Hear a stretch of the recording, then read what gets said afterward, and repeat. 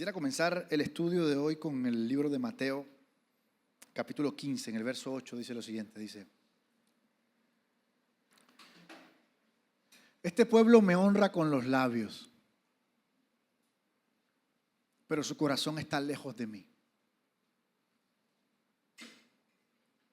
En vano me honran, porque enseñan como doctrinas mandamientos de hombres. A veces cuando uno escucha mucho hablar de alguien, uno cree que le conoce. A veces, hoy en día, sobre todo con las redes sociales, uno cree que uno conoce un poco de gente que sigue en redes sociales. Y lo mismo nos puede pasar con el Señor. No porque uno escuche hablar de alguien significa que le conoce.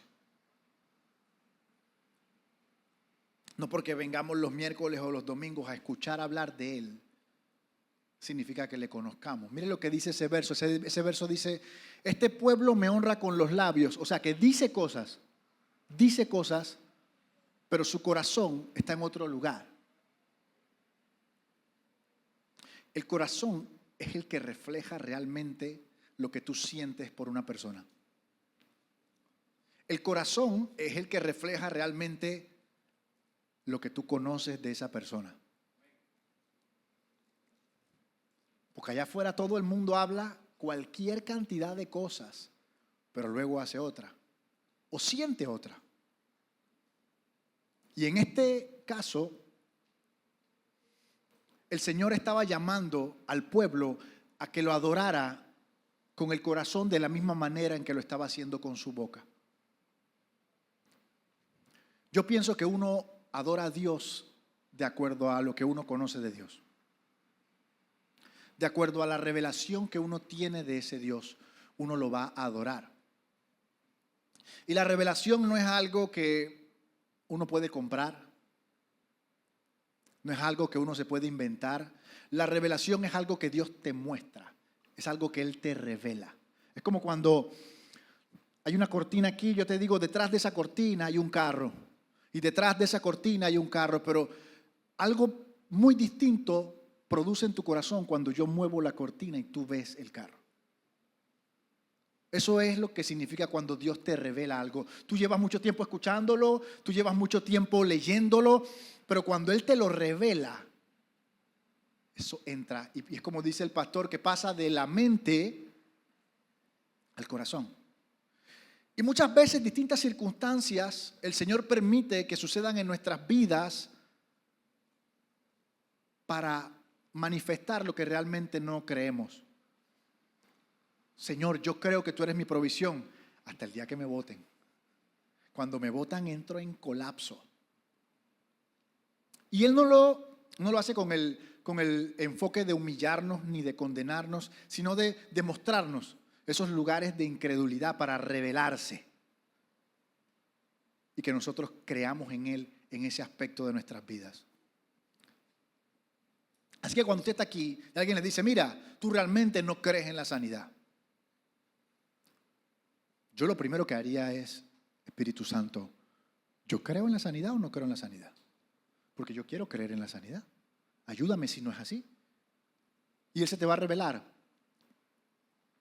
Hay una persona que tenía un conocimiento bien distante de Dios. Y nuestro Señor Jesucristo fue hasta allá a buscarle. Fue hasta allá a revelarse delante de ella. Es ella. Él muy pocas veces en la palabra de Dios se reveló diciendo: yo soy el Mesías. Muy pocas.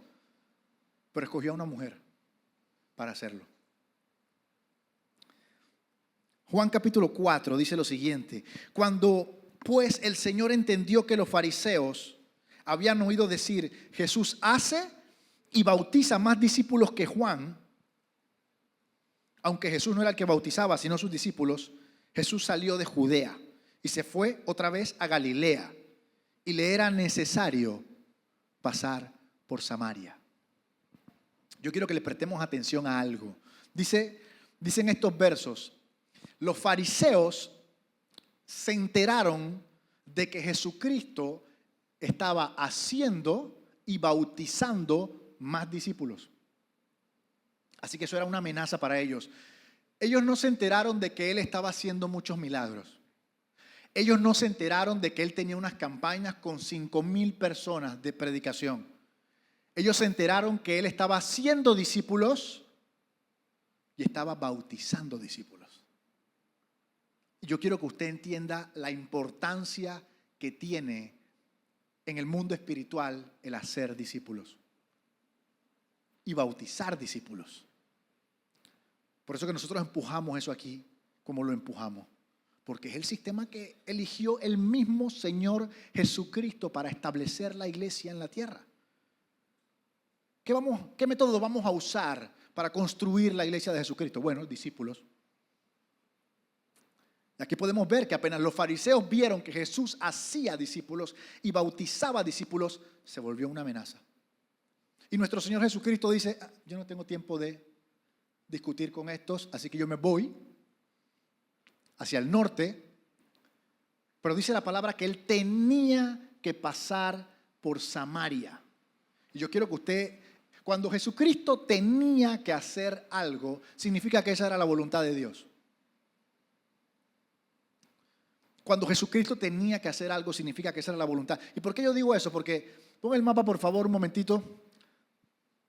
Palestina tiene como 200 kilómetros desde el norte hacia el sur. Y estaba compuesto, en el norte estaba Galilea, en el medio estaba Samaria y al sur estaba Judea. Entonces Jesucristo iba de sur hacia el norte. Esos 200 kilómetros, imagínense usted que eso es como de aquí a Aguadulce. Llegando a Divisa, después de Penonomé. Y en los tiempos de Jesucristo no había carros, así que yo me busqué el Google Maps. Son 41 kilómetros, perdón, 41 horas. 41 horas a pie. Y eso era una distancia básica. Pablo recorrió todo Asia a pie y en barco. Pero nuestro Señor iba, dice la palabra, de Judea hacia Galilea. Para ir para allá habían tres rutas. La ruta de la costa, que es la que usted ve ahí, la roja. La ruta del Valle del Jordán, que era por acá, por afuera, esa era la más larga. Y la ruta del centro, que era atravesando Samaria, esa era la más rápida. ¿La vieron? Por la costa, por el Valle del Jordán, por el centro de Samaria. Los judíos de la época nunca pasaban por Samaria. Preferían meter toda esta vuelta para llegar al norte. Y usted se preguntará, ¿pero por qué? Bueno, resulta que cuando el imperio babilónico conquistó el reino del sur, se llevó a casi todo el mundo cautivo. O sea, imagínate que tú estás en tu casa y llegan los babilónicos, invaden el reino, matan a un pocotón de gente, violan un pocotón de mujeres, prenden en fuego todas las fortalezas, todas las casas que hay por ahí y se llevan en cautiverio, así, amarrados, a la mayoría de las personas. Solamente dejaron a un par de personas que eran como las personas de los estratos más bajos de la sociedad, dicen los estudiosos. Dice que los babilónicos, a pesar de ser unos bárbaros incivilizados, dice que ellos no querían a esa gente allá. Pero esa gente quedó siendo parte del pueblo de Israel, quedó atrás. Y cuando un pueblo como este es atacado, es invadido, los pueblos alrededor comienzan a llegar después, porque ya no hay quien los defienda. Y estos pueblos que comenzaron a llegar a este territorio que antes era ocupado por el pueblo de Israel, comenzaron a mezclarse con esos habitantes que quedaban después de esa invasión. Eso provocó una raza mestiza o mezclada entre el pueblo de Israel, el resto del pueblo de Israel y pueblos idólatras y paganos que llegaron a habitar ese lugar, naciendo el pueblo de los samaritanos. Entonces los judíos, que usted sabe que los judíos tienen un orgullo importante de que ellos son el pueblo escogido por Dios. Inclusive ellos tenían un conflicto, creo que todavía lo tienen, de que la salvación llegó a los gentiles, hacia nosotros. Ellos no creen en Jesucristo, dicen que la salvación es nada más de ellos, que Dios los escogió a ellos, que nosotros no tenemos ningún tipo de derecho. Ellos reconocen a Jesús como un buen maestro, un buen profeta, pero no es el Mesías. Ellos están esperando al Mesías que viene a salvarlos a ellos. Ahora, usted imagínese cómo era eso en esa época, porque estos samaritanos antes eran israelitas, cumplían con todos los requerimientos, eran parte de la sociedad. Pero ahora tenían una mezcla religiosa bien complicada. Seguían los primeros 5 libros de la Biblia, el Pentateuco, seguían la ley mosaica, pero mezclada con cualquier cantidad de idolatría. Entonces, eso para la gente de allá arriba, los judíos de verdad, los judíos ortodoxos, los rabinos, eso era un escándalo, era una aberración. Ellos no podían ni verse con los samaritanos, eran casi enemigos, a tal punto que en algún momento dice que los samaritanos levantaron un templo en un monte que se llama Gerizim. Y los judíos llegaron y le prendieron fuego al templo. Y entonces esa enemistad creció y maduró y se cultivó a través de los años, al punto que no se podían ni ver. Por eso que le invito a que usted lea la parábola del buen samaritano, porque tiene que ver con eso también. ¿Bien? Así que Jesucristo dice la palabra que tenía que pasar ¿por dónde? Por Samaria, por ese lugar que acabo de describir, por ese lugar de aberración, por ese lugar que es cuando la mamá le dice a los niños, por allá no vayas. Mamá, estoy enamorado de un samaritano. ¿Qué? Pero lo voy a convertir.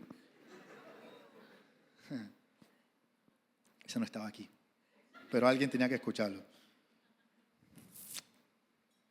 Bien, mira lo que dice el capítulo 5, el versículo 5, dice, vino pues Jesús, ¿no?, a Samaria, a una ciudad que se llama Sicar, junto a la heredad que Jacob le dio a su hijo José. Y estaba allí el pozo de Jacob. Entonces Jesús, cansado del camino, mira que lo pintan, usted sabe que nuestro Señor Jesucristo es 100% Dios y era 100% hombre. Y aquí te lo muestran, dice, Jesús estaba cansado, venía de meterse 200 kilómetros a pie. 200 kilómetros a pie se metía el Señor por hacer la voluntad de su Padre. Déjala ahí. Y estaba allí el pozo de Jacob. Entonces Jesús, cansado del camino, se sentó junto al pozo, era como la hora sexta, y vino una mujer de Samaria a sacar agua.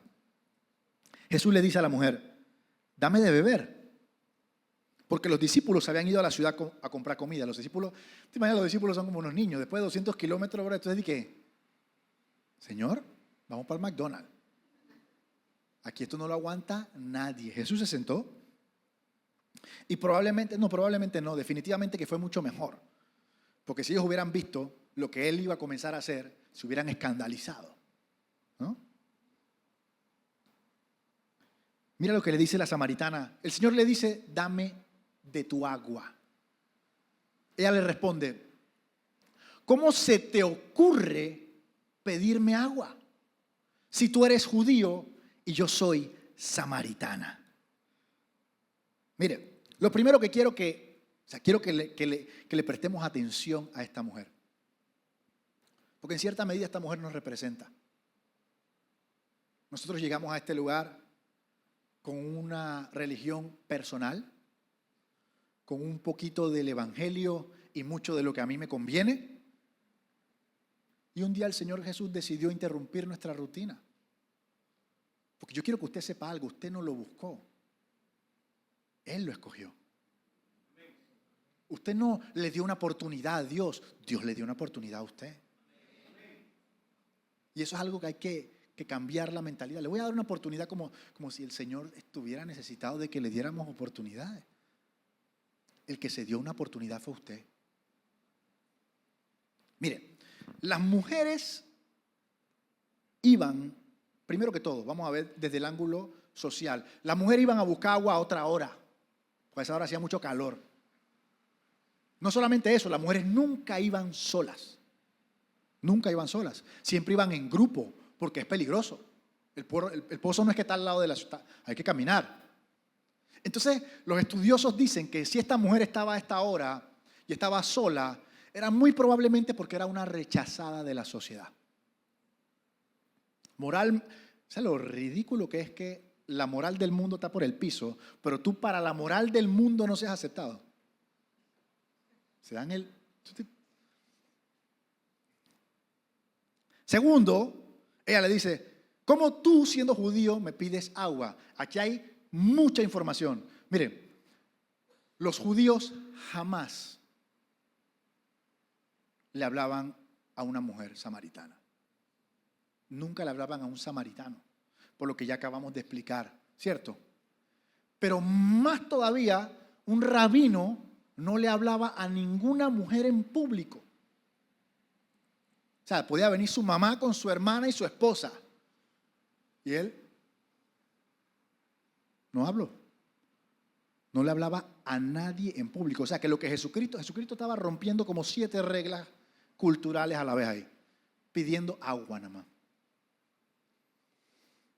Así que esta mujer estaba escandalizada. Le decía, ¿cómo tú estás loco? Debe estar ebrio. O sea, ¿qué estás haciendo que tú siendo judío me estás pidiendo agua a mí? Pero cuando yo estaba leyendo este pasaje de nuevo, creo que el lunes, el Señor lo que me mostraba era esa respuesta de ella es la respuesta que nosotros le damos a Él. ¿Cómo me pides tú de mi agua? ¿Cómo me pides tú que yo te dé mi trabajo? ¿Cómo me pides tú que yo te dé mi familia? ¿Cómo te pides tú que yo te dé mi relación si socialmente eso es aceptable? Lo que tú me estás pidiendo no tiene sentido. Allá afuera eso es normal. ¿Cómo si tú sabes lo que yo amo este lugar, tú me pides que te lo dé?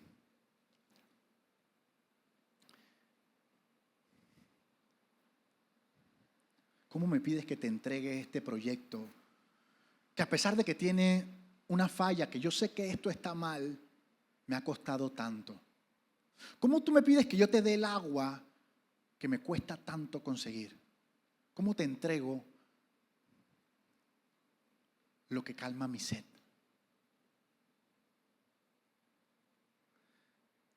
Y lo que más me gusta es la respuesta de Él. Porque la respuesta de Él es bien básica. La respuesta del Señor, el Señor no te va a convencer de nada. Él sabe que Él es Dios. Así que su respuesta es la siguiente. Él dice, si tú conocieras lo que Dios te puede dar. Y no solamente si tú conocieras lo que Dios te puede dar, si tú conocieras quién te está pidiendo agua. Tú me pedirías agua a mí. O sea, si nosotros realmente conociéramos, si se nos fuera revelado lo que Dios tiene para nuestras vidas, y no estoy hablando de nada económico, aunque está dentro del paquete. Y sobre todas las cosas, si tú realmente conocieras a ese Jesucristo, tú le pedirías agua a Él. Si yo conociera a Jesús como Él es, yo oraría más. ¿Ah? Si yo conociera a Dios tal cual es, si Dios se me revelara, si Dios me permitiera saber, yo dejaría esas cosas. Esa frase es tan importante porque con eso comenzamos el estudio. Si tú conocieras, si nosotros conociéramos, si se nos fuese revelado la verdad de su persona, nos tumba al piso como a Pablo. Mire, muchos de nosotros necesitamos un encuentro con Jesucristo tan violento y tan contundente que más nunca podamos volver atrás. que el encuentro sea tan real que a partir de ese encuentro mis decisiones sean súper radicales.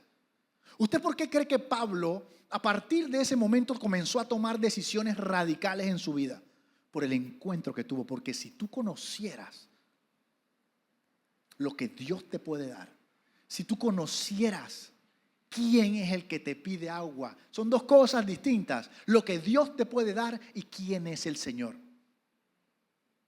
Él dice, tú me pedirías a mí, tú agarrarías tu agua y la botarías y dirías, dame. Esto no tiene comparación, no hay manera de igualarlo, porque el reino de los cielos es como un tesoro escondido que un hombre encontró y vendió todo cuanto tenía. ¿Cuánto vendió? Todo cuanto tenía para comprar la tierra donde estaba el tesoro y pararse así encima de él y saber que era suyo. Ni siquiera pensaba dónde iba a dormir, porque vendió todo. Si tú conocieras lo que Dios te puede... Es que nosotros, mira, ¿sabes lo que pasa? Y es siempre al revés. Nosotros sacrificamos a Dios por cosas. A la hora de la hora, ¿qué es lo que compite con Dios en nuestra vida? Cosas.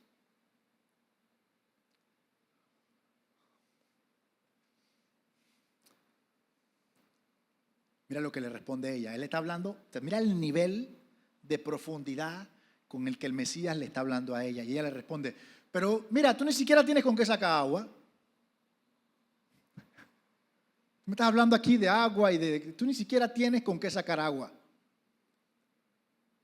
¿Acaso tú eres superior a nuestro padre Jacob, que agarró y hizo este pozo desde cero y bebieron de ahí sus hijos y su ganado? Le está diciendo que tú no tienes ni agua. ¿De qué me estás hablando a mí? Y yo me imagino que así se siente el Señor cuando nosotros le queremos hablar de pozos, cuando Él nos está hablando de fuentes de agua viva. Cuando nosotros queremos hablarle de... Da igual. Y Él nos está hablando de la vida eterna, ¿no? Miren, mira lo que le responde Él. Cualquiera que tome de esa agua que tú estás sacando ahí, volverá a tener sed. ¿Sí o no? Pero el que bebe del agua que yo le daré, no tendrá sed jamás. Sino que el agua que yo le daré será en él, una fuente de agua para vida eterna. La mujer dice, bueno, dame 2 botellas entonces. Dame de esa agua, dice la mujer de una vez. ¿Ah? Pero en su mente dice, yo así no tengo que venir más nunca para acá. Todavía no crean que la había cogido. Ella está pensando, dice, más nunca voy a tener sed. Ya está, dame entonces. Miren, lo primero que quiero que tengamos claro, Jesucristo habla de agua viva. Hay una diferencia radical entre un pozo y una fuente de agua viva. El pozo tampoco es que está malo, es agua de lluvia que se empoza, que está filtrada, nutrientes, pero jamás se puede comparar con un agua que está corriendo todo el tiempo. ¿Sabes lo que representa ese pozo? Lo que sea que esté saciando tu sed en este momento. Y no estamos hablando de agua, estamos claros, ¿no? Porque Dios puso esa sed en ti. Tengo hambre de ti. ¿Sí o no? Yo no mando las canciones. Pero Dios puso esa hambre, esa búsqueda, esa sed dentro de ti para que tú lo buscaras a Él. El tema es que toda nuestra vida hemos buscado saciar esa sed en el lugar equivocado. Por eso que siempre tenemos que volver. ¿Ah? Yo no sé ustedes, pero para mí, de lunes a jueves, la vida era una pérdida de tiempo. Mi felicidad comenzaba los viernes. Ese era mi pozo. Todos los viernes iba al pozo, regresaba del pozo. Cuando regresaba, porque no sé si era... Bueno. Pero lo que era lunes, martes, miércoles, eso era hasta amargado, andaba por ahí. ¿Cuál es tu pozo? Porque sabes que no te sacias. Sabes que tienes que volver. Sabes que te vuelve adicto. Mira, yo quiero que tú esta noche lo que entiendas es que esa hambre Dios la puso dentro de ti. La misma pasión que Pablo tenía por perseguir cristianos es la misma pasión que tenía por perseguir inconversos. La pasión se la puso Dios. Él la había dirigido en el lugar equivocado. Un guitarrista puede ser el mejor guitarrista y tocar en un bar o tocar en el altar. Entonces, hoy en día, ¿a dónde tú vas cuando tienes sed? Cuando estás estresado. ¿Ah? Cuando las cosas explotan en el trabajo. ¿Cuál es tu pozo? ¿Cuál es tu pozo? ¿Cuál es tu fuente de esperanza? ¿La banca en línea del banco? ¿Cuál es tu fuente de felicidad y de gozo? ¿Cuál es el ancla que sostiene tu vida y tu familia? Pastor, ¿cómo yo respondo eso? Bueno, ¿a quién buscas agradar? ¿A tu jefe o al Señor? Y no significa que uno no pueda agradar al jefe y al Señor.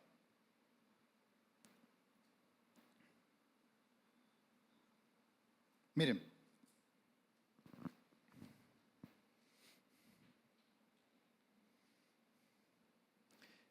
nunca vamos a estar satisfechos si intentamos saciar esa sed en otro lugar que no sea en Él. Él es el único que puede satisfacer nuestra alma. El único lugar donde nuestra alma encuentra descanso es en Él.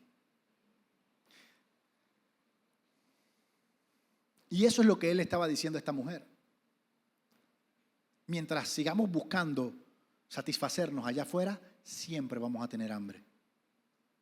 Pero lo que tenemos que hacer realmente es buscarlo de tal manera que le conozcamos de tal manera que nuestra hambre por Él crezca de tal manera que las otras hambres se callen. Porque eso es así. El sistema es así. No es de que, bueno, yo voy a dejar de tener hambre por estas cosas. No, la carne está ahí. La carne está ahí. Lo que tú puedes hacer es acercarte a Jesucristo y saciarte de tal manera que cuando tú miras eso, tú dices de que, ¿en serio? Yo comía esta basura. ¿En serio yo escogía ver esto antes que verlo a Él? Mira lo que dice el verso 16. Aquí es donde se pone divertido el asunto. Hasta este momento estamos hablando de agua. Ella dice, dame. Y él le dice, ¿tú quieres? Bueno, busca a tu marido, pues.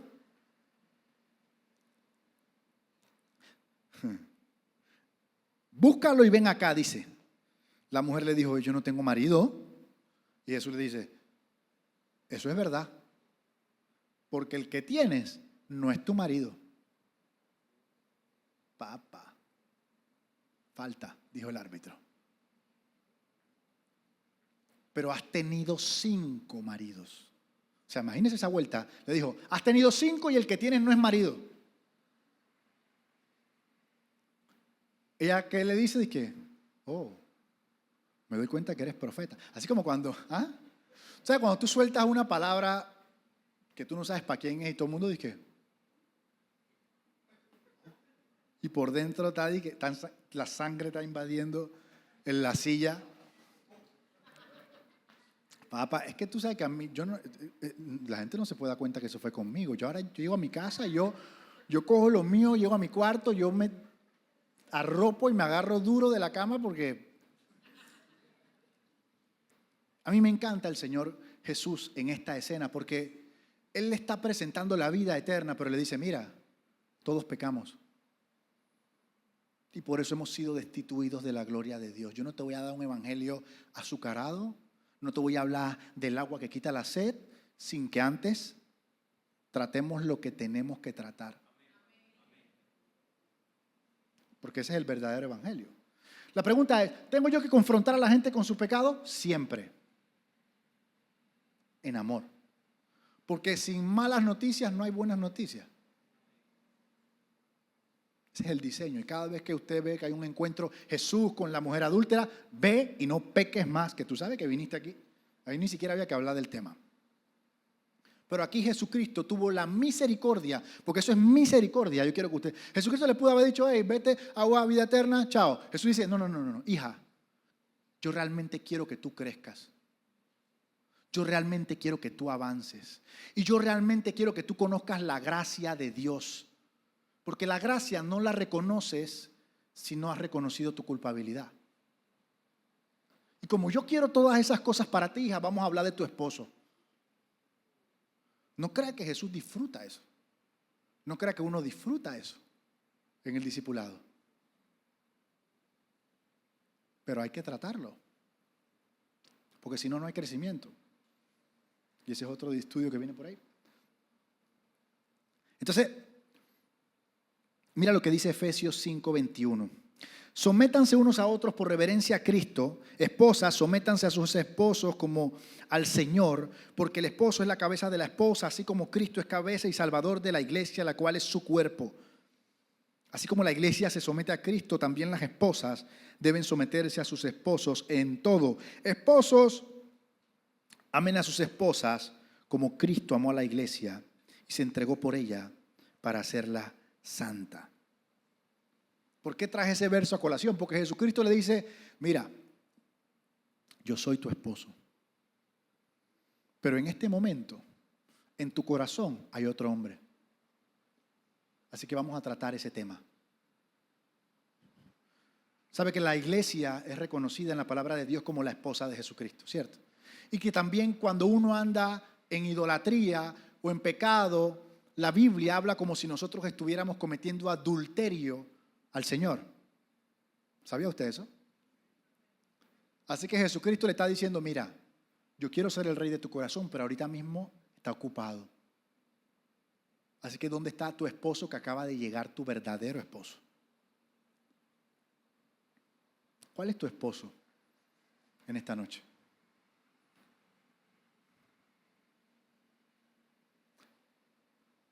Este pueblo de labios me honra, pero su corazón está lejos de mí. ¿Qué cosa está ocupando el lugar que le pertenece al Señor en tu corazón en esta noche? Porque el Señor te está mandando a buscar a tu esposo, porque vamos a hablar de tu esposo. ¿Quieres el agua que quita la sed? ¿Quieres que salgan fuentes de agua viva? ¿Quieres evangelizar y dar fruto?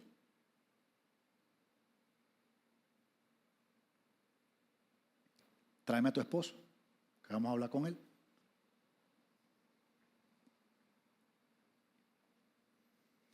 Lo más brutal es que esta mujer fue confrontada con una palabra de ciencia. El Señor sacó, pilla, misericordia. Y algo bien importante que tenemos que tener claro, vivir juntos no es estar casados. Nuestro estándar moral no es el estándar moral del mundo.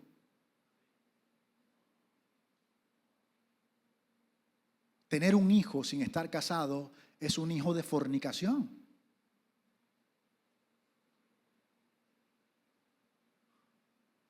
No que ellos son novios y solamente se han besado. Ok. Mateo 5:28. Yo les digo que cualquiera que mira a una mujer y la desea, ya ha cometido adulterio con ella. No dijo la besa, dijo la mira. Porque si usted me va a decir a mí que usted va a besar a su novia y ustedes dicen que, el insensible,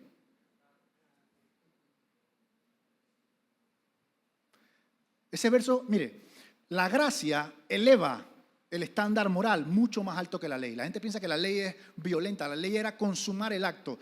El pacto de Jesucristo, el pacto de la gracia te lleva al estándar, a la intención.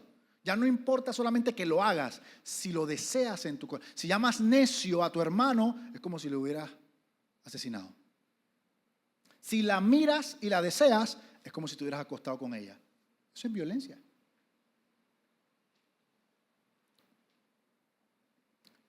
Mateo 5:28 para cualquier discipulado.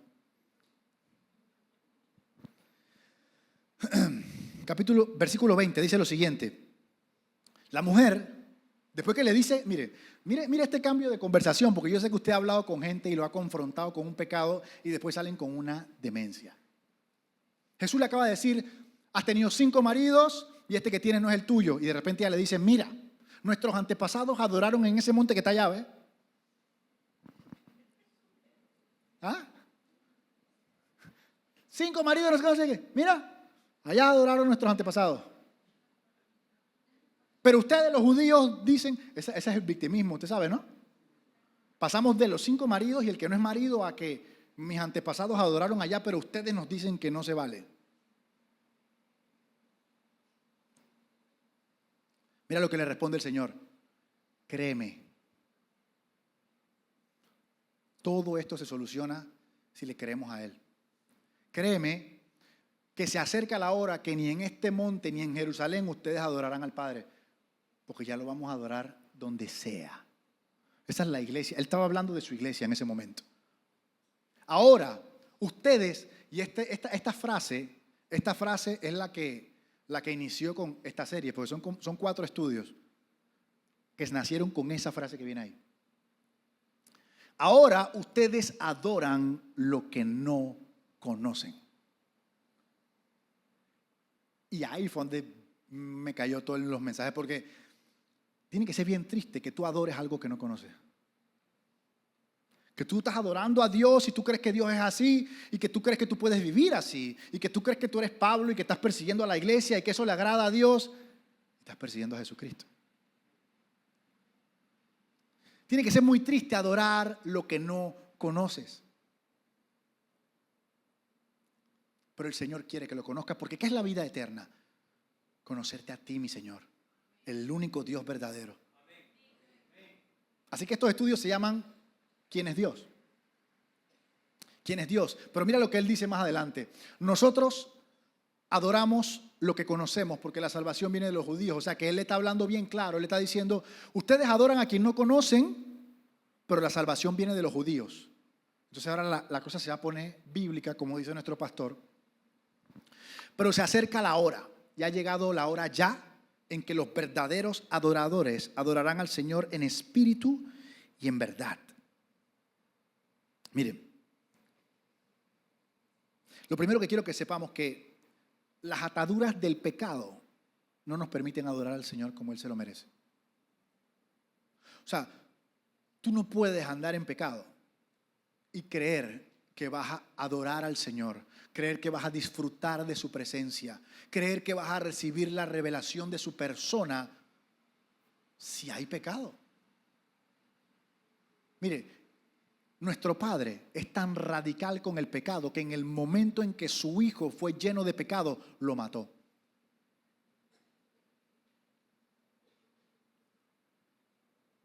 Esa es la posición del Señor con respecto al pecado.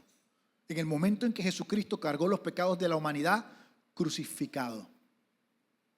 Padre, Padre, ¿por qué me has abandonado? Yo no tengo, tú eres mi hijo, pero...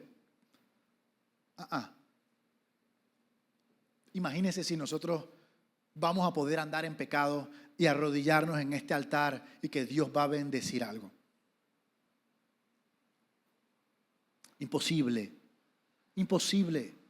Y mientras más rápido lo sepa, mejor. Y mientras más rápido lo ajuste, más rápido va a comenzar a conocer a quien está adorando.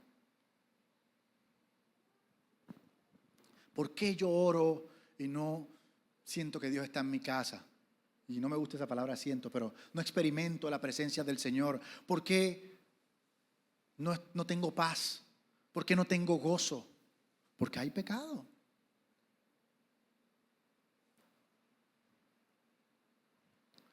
Muchas veces una atadura de pecado nos impide recibir lo que Dios quiere darnos. Porque Dios no va a bendecir algo que está mal. Dios no va a bendecir una casa que está en pecado, porque eso, ¿qué mensaje te manda eso? Que puedo andar en pecado y que me van a bendecir igual. Dios no se te va a revelar, tú no vas a ser edificado, no vas a estar recibiendo de Dios si eso está allí. Dios aborrece el pecado.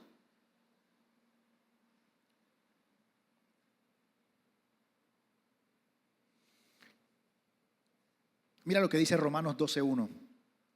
Por lo tanto, hermanos, tomando en cuenta la misericordia de Dios con nosotros, salvándonos para la vida eterna, les ruego a cada uno de ustedes en adoración porque por cierto, la adoración es espiritual. La adoración es espiritual. En adoración espiritual ofrezcan sus cuerpos como sacrificio vivo, santo y agradable a Dios.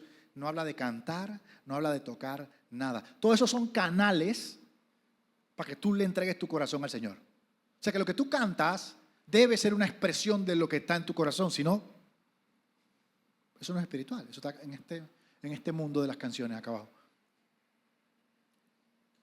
Si tú te arrodillas y tu corazón no está arrodillado también, eso no es espiritual.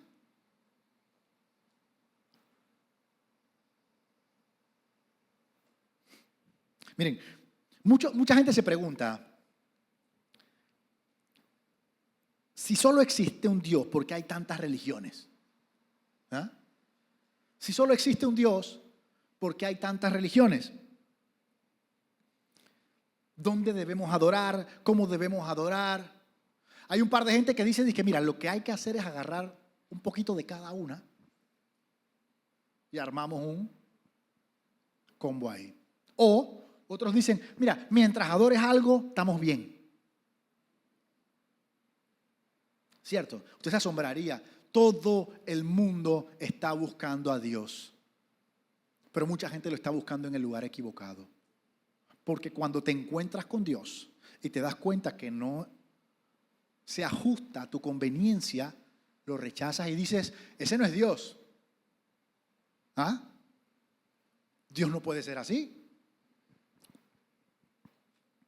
Miren, el debate de la samaritana de cuál era el lugar adecuado para adorar. Ella dice, mis antepasados adoraban en este monte, que era el monte Gerizim, donde estaba el templo. Pero ustedes los judíos dicen que es en Jerusalén.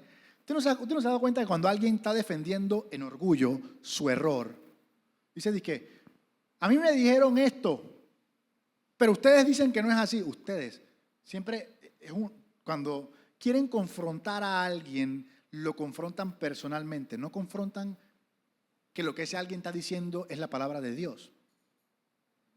Por eso que la samaritana decía, hey, mis antepasados hacían esto, pero ustedes dicen. Y no es que ellos dicen, es que la Biblia dice. Mira lo que dice Deuteronomio, capítulo 12, verso 5. El lugar que Jehová vuestro Dios escogiere entre todas vuestras tribus para poner allí su nombre, para su habitación, ese buscaréis y allí iréis. ¿Qué está diciendo ahí? Hey, donde Dios escoja para poner su nombre, allí hay que ir a adorar. Bueno, pero ahí no dice que es Jerusalén. Segunda Crónicas, capítulo 6, verso 6. A Jerusalén he elegido para que en ella esté mi nombre. Por si acaso. Más claro que... Entonces, ¿cuál es el problema de los samaritanos? Que no están siguiendo la palabra de Dios.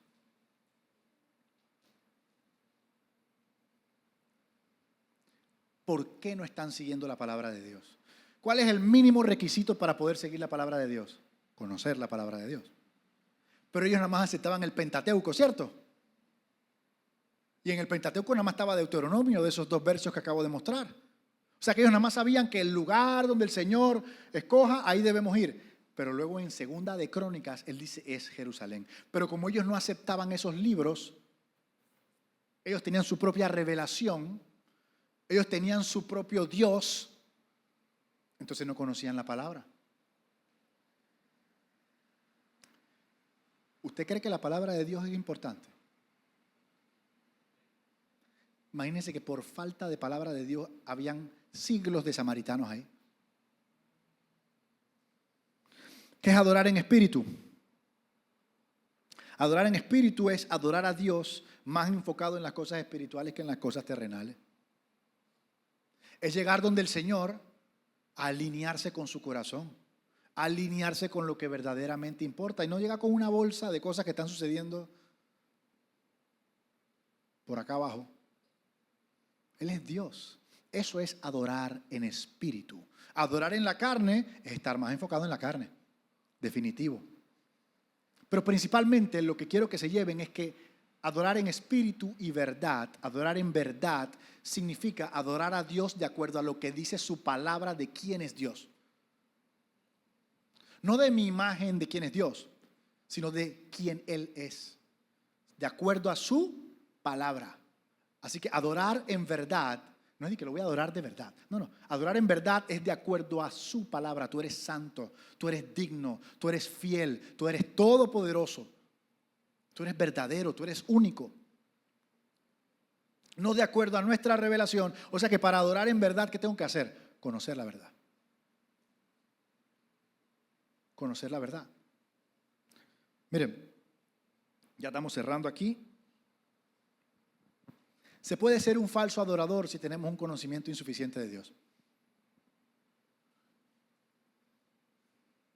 Porque tú cuando no conoces a alguien bien, hay cosas que tú no te esperas que esa persona haga, o hay cosas que tú no sabes que puede hacer, o lo tratas de cierta manera y no sabes si es así o asá. Lo mismo pasa con Dios. Tú vas a tratar a Dios, tú vas a relacionarte con Dios, tú vas a adorar a Dios de acuerdo a lo que tú conoces de Dios.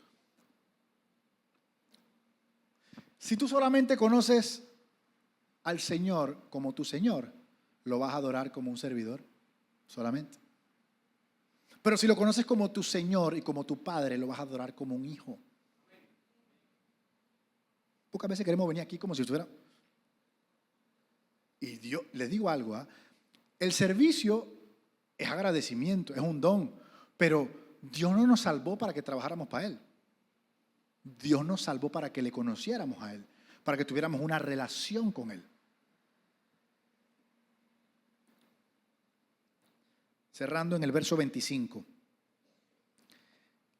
Después de todo esto que el Señor le dice, la mujer cambia el disco. Ella dejó de hablar de agua, ella dejó de hablar de cerros, de montes, ella dejó de hablar de maridos, de esposos. Ella de una vez dice, sé que viene el Mesías. ¿Ya? Mira ese cambio. ¿Cómo comenzamos? Ahora estamos hablando ya de cosas llamado el Cristo. Cuando Él venga, nos declarará todas las cosas. Jesús le dijo, yo soy. Y fíjese que yo comencé diciendo, voy a hablar de alguien a quien el Señor se le reveló. El Señor casi no se le reveló a nadie diciéndole, yo soy el Mesías. Pero lo más brutal es que escoge una mujer inmoral, una mujer rechazada por la sociedad, una mujer perteneciente a un pueblo rechazado por su propio pueblo, pero no por Dios. Y la viene a buscar. Porque uno piensa que es que Dios va a ir a buscar a ese hombre de Dios, pero ¿cómo va a ir a buscar a una mujer que ha tenido 5? Y le dice, yo soy el Mesías. Yo soy el Mesías. Y lo voy a dejar con esto, porque nunca lo había visto, pero es súper interesante. Dice, Él se presenta, ese yo soy, no es algo coincidental. ¿Qué libros conocían los samaritanos? El Pentateuco. ¿Cómo se le reveló Jehová a Moisés? Yo soy. Éxodo 3, verso 13 dice, pero Moisés insistió, supongamos que me presento ante los israelitas y le digo, el Dios de sus antepasados me ha enviado a ustedes. ¿Qué les respondo si me preguntan y cómo se llama? Yo soy el que soy, respondió Dios a Moisés. Y esto es lo que tienes que decirle a los israelitas. Yo soy, te ha enviado. Así que cuando él le dice eso a esa mujer dice así, ¿eh? ¿Perdón? Mire, Dios nos ama tanto que Él conoce lo que nuestro corazón necesita para llegar al lugar que Él quiere que lleguemos. Y si Él tiene que venir hasta el lugar de dolor o al lugar de tristeza, al lugar de preocupación donde nosotros nos encontramos, para cambiar nuestro destino, para transformar nuestra vida, Él va a venir. Ezequiel lo dice. Hay un momento en el libro de Ezequiel donde el Señor está confrontando a los pastores de esa época. Y Él dice, yo mismo iré a buscar a mis ovejas. Yo mismo iré a buscar a mis ovejas.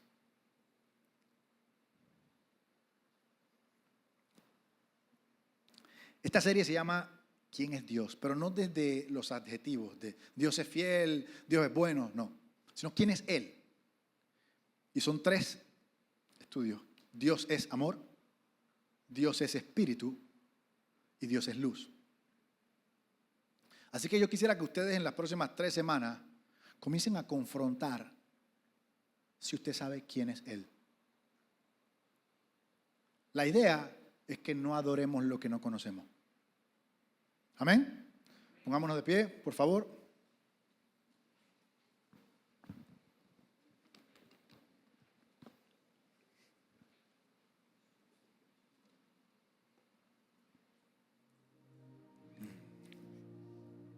Señor, te damos gracias por haber venido a este pozo en esta noche. Te damos gracias, Señor, porque siempre excedes nuestras expectativas. Venimos por algo y siempre encontramos mucho más, Señor. Porque tú sabes exactamente lo que necesitamos, Señor. Y necesitamos conocerte. Necesitamos conocer tu persona. Necesitamos mirar esos ojos. Necesitamos, Señor, que transformes nuestra vida. Necesitamos adorarte como tú te lo mereces, Señor. Ayúdanos, Señor, a que nos pongamos serios con tu palabra. Cualquier obstáculo, cualquier cosa, Señor, que sea la pereza, la falta de organización o el simple deseo de meditar en tu palabra, Señor, ayúdanos a tenerlo.